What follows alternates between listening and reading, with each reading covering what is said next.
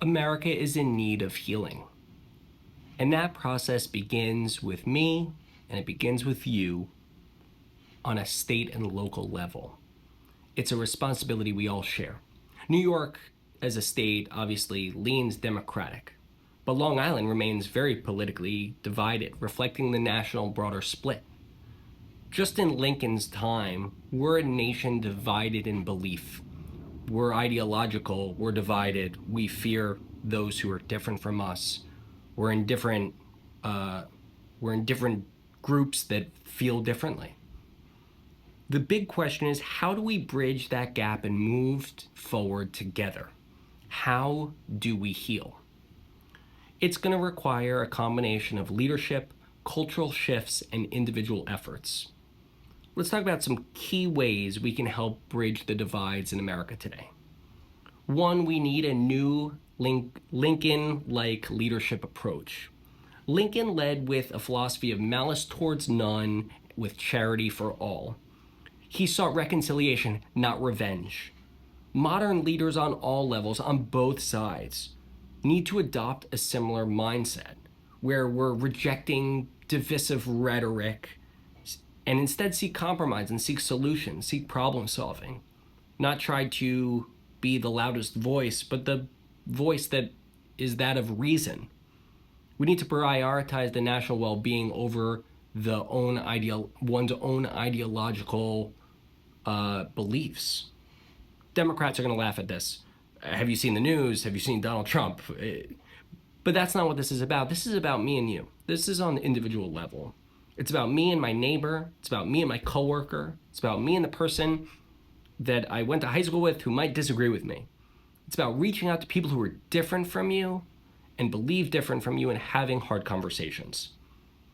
The fate of the nation depends on each of us. That's what Lincoln knew. It's not about what's done in DC or on some state capital. It's what's done on the individual level. We also need to restore civic education and our national identity. Countries that are bound together have shared stories. They tell the same story about themselves. They teach balanced, fact-based approaches to where they came from to inform the future. America has always been a country of debate and division. We're not living in the only times of national division. But unity was always possible because we had a shared sense of purpose. A house divided cannot stand. A house divided against itself cannot stand, wrote Lincoln. Lincoln warned that internal division would destroy the country. It would destroy the American empire. And the message still applies. America's and our republic is just as fragile today as it was then. America needs to find this common ground. We need reform in our media. Our media and the algorithms that drive them are so broken. We're only watching and reading and listening to our own ideological news. Today, Democrats are telling one story and Republicans are telling a different to their own bases and their own people, and they're not listening to each other. It's like they live on two different planets. We need a renewed push towards fact-based journalism, not sensationalized reporting. We need more platforms that encourage civil debates and not echo chambers and partisan warfare. Again, Democrats are going to say, have you seen Twitter? Have you seen Elon Musk? And they're not wrong, but it's on each of us to seek out and demand changes and accountability and seek out news that's fact-based and not ideologically driven. Lincoln wrote, I'm a firm believer in the people. If given the truth, they can be depended upon to meet any national crisis. The great point is to bring them the real facts. We need local and community engagement. Most big problems are being solved today on the local level, the local and state level, not in DC. We need to encourage ourselves and our family members and those around us to be more civically involved in our local communities, regardless of political beliefs, to help build trust, rebuild the trust. Initiatives like bipartisan town halls and community service projects, even sports and arts programs, those are things that bind us together. We need reform in our politics and our election systems. There's a lot of ideas here, whether it's ranked choice voting that we've seen in New York City, or open primaries that encourage more moderates to join, to win primaries, congressional term limits to get all the octogenarians out of the Senate. All of these things are worthy of debate because we need reform when it comes to this. We need to trust our elections. We need to trust that the ballot will win. The ballot is stronger than the bullet, wrote Lincoln. Democracy needs to be upheld through this civic engagement. We need to encourage cross-partisan friendships.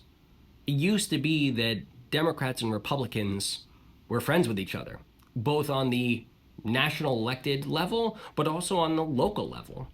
How many of your friends vehemently disagree with you politically? What percent? I'm sure it's not half. Half of my friends don't vehemently disagree with me on politics. Most of my friends share similar ideological beliefs. That's the echo chambers we all live in. I'm not immune to this either.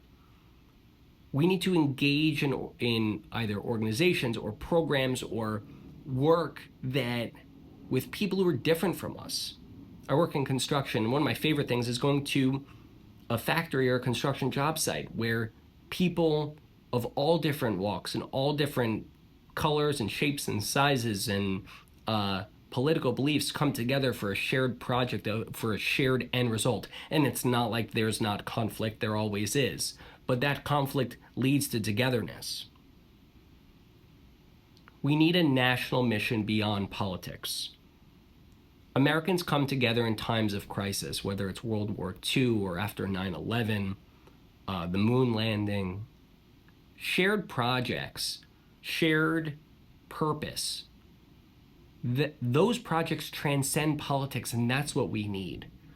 Whether it's rebuilding our infrastructure or considering what the future of AI and technology looks like, competing with China in manufacturing, new space exploration that our tech billionaires want to do, those projects outside of politics bind us together. We need those shared projects.